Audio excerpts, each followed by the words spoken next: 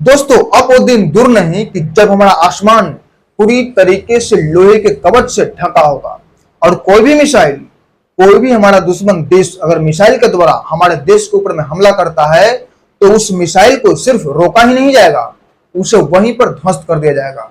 और आने वाले समय में भारत की जो प्लानिंग है वो है ड्रोन वारफेयर और सैटेलाइट डिफेंस सिस्टम में दुनिया का नंबर 1 बनना। और यही नहीं, भारत अपनी सैटेलाइटों की रक्षा के लिए गार्ड सैटेलाइट लगाएगा। मतलब कि एक जो मेन सैटेलाइट होगा उसके साथ में 50 और गार्ड सैटेलाइट चलेगा। और वो जो 50 गार्ड सैटेलाइट चलेगा उसका काम कोई फोटो भेजना या कोई सूचना भेजना नहीं होगा। उसका केवल और केवल उद्देश्य ये रहेगा कि वो जो मेन सैटेलाइट है उस पर कोई हमला ना कर दे, उसकी देखभाल करना उस गार्ड सैटेलाइट का उद्देश्य रहेगा। और इस प्रोजेक्ट के लिए भारत सरकार इस प्रोजेक्ट पर लगभग 27,000 करोड़ रुपया खर्च करेगा। अब यहां पर समझने वाली बात यह है कि गार्ड सैटेलाइट की आवश्यकता क्यों पड़ी और इसके लिए भारत सरकार इतना बड़ा बजट क्यों खर्च कर रहा है। तो सबसे पहले आप लोगों को बता दूं कि पाकिस्तान के आतंकवादियों के द्वारा जब पहलगाम पर हमला किया गया और वहां के निर्दोष पर्यटकों को जब मार दिया गया और उसके बाद में भारत ने ऑपरेशन सिंदूर के माध्यम से जो पाकिस्तान का हाल किया वो किसी से छिपा नहीं है। तो उस ऑपरेशन सिंदूर के समय हमारा सैटेलाइट का बहुत बड़ा योगदान था। और ये सैटेलाइट ऐसे होते हैं जो धरती से लगभग 36,000 किलोमीटर की ऊंचाई पर आंख बनते हैं, हमारे देश की आंख बनते हैं।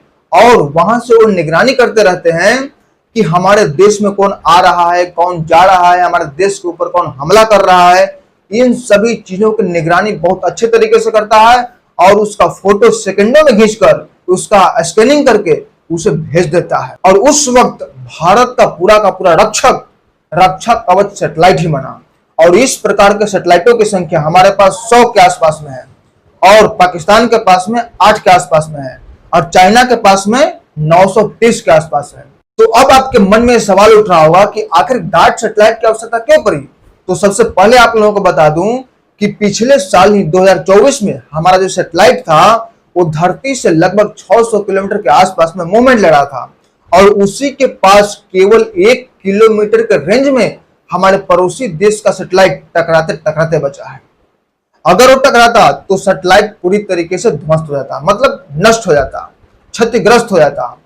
और इसको लेकर के अभी हमारे जो वैज्ञानिक हैं और रक्षा से जुड़े जो लोग हैं वो इसको एक इत्तेफाक मानकर नहीं चल रहे हैं, इसको एक प्लानिंग मान के चल रहे हैं कि हो सकता है कि हमारे दुश्मन देश का एक प्लानिंग होगा और हमारे दुश्मन देश का हमारे देश के ऊपर कोई बड़ा हमला करने के लिए सबसे पहले हमारे सैटेलाइट को नष्ट करने की उसके पास प्लानिंग होगा और उसके बाद में फिर हमला करेगा। तो इसीलिए 50 गार्ड सैटेलाइट घूमेंगे और एक खास दूरी मेंटेन करके रखेंगे और बाकी सबको ये खबर दे देंगे कि भैया इन सब सैटेलाइटों के रेंज में मत आइएगा। और अगर कोई सैटेलाइट जबरदस्ती आते हैं या फिर कोई भूल चूक से कोई गलती से भी आती है तो उस सैटेलाइट को सीधे ध्वस्त कर दिया जाएगा, उसे मार गिराया जाएगा। और जो गार्ड सैटेलाइट है उसको अगले साल ही लॉन्च कर दिया जाएगा और इसके निर्माण में निजी संस्थाओं का भी सहयोग लिया जाएगा।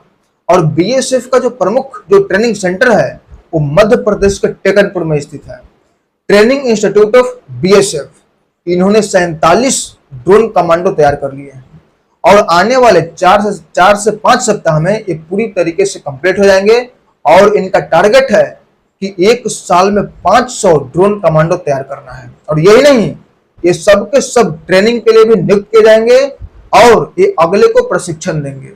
और बीएसएफ के जो प्रमुख अधिकारी हैं, जो प्रमुख जनरल हैं, जो उच्च अधिकारी हैं, उनका एक कहना है कि आने वाले समय में जो लड़ाई होगी वो बंदूक या टैंकों से नहीं होगी। आने वाले समय में जो लड़ाई होगी वो पूरी तरीके से ड्रोन पर निर्भर होगी, ड्रोन से होगी। मतलब कि सभी जगह ड्रोन चाहिए, आसमान में ड्रोन, जमीन पर ड्रोन, बॉर्डर पर ड्रोन, मतलब कि ड्रोन ड्रोन ड्रोन। और विश्व में जो ड्रोन पर बादशाहत हासिल करेगा वही अपने देश को पूरी तरीके से सुरक्षित रख पाएगा। और जो देश अपने पूरी तरीके से सुरक्षित रखेगा वो अपने देश का विकास ठीक से कर पाएगा। और इस बात से बिल्कुल इनकार नहीं किया जा सकता कि ये सब तैयारी इस बात को इशारा कर रहे हैं कि आने वाले निकट भविष्य में पाकिस्तान से युद्ध हो सकता है, क्योंकि भारत सरकार के द्वारा और भारत के युद्ध के प्रमुख अधिकारियों के द्वारा ये बार बार कहा जा रहा है कि ऑपरेशन सिंदूर अभी बाकी है, ऑपरेशन सिंदूर अभी खत्म नहीं हुआ है, ऑपरेशन सिंदूर 2.0 कभी भी शुरू हो सकता है। और इसके लिए भारत अपनी सेनाओं को अलग अलग तरीके से लामबंद कर रहा है। और इसकी जानकारी तब लगता है जब हमारे देश के रक्षा मंत्री राजनाथ सिंह मोरक्को में भारतीयों को संबोधित करते हुए ये बात बोल रहे हैं कि अब वो दिन दूर नहीं कि जब पीओके वाले खुद कहेंगे कि मैं भारतीय हूं। तो इसीलिए अब पीओके के लिए हमें लड़ने की कोई आवश्यकता नहीं है, पीओके के लिए हमें उस पर कब्जा करने की कोई जरूरत नहीं है।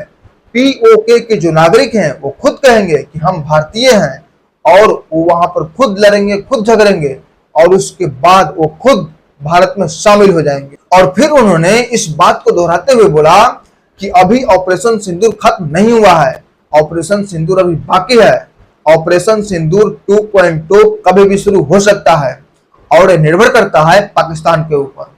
अगर पाकिस्तान शांति से रहता है तब तो कोई बात नहीं है, लेकिन अगर पाकिस्तान का इच्छा होता है और कोई आतंकवादी गतिविधियों में लिप्त होता है तो ऑपरेशन सिंदूर 2.0 शुरू होने से कोई रोक नहीं सकता है। और अभी एक भनक पाकिस्तान की ओर से मिलता है, अभी कुछ उटपटांग देश हैं जो अपनी इज्जत को गंवाने पर बैठे हुए हैं।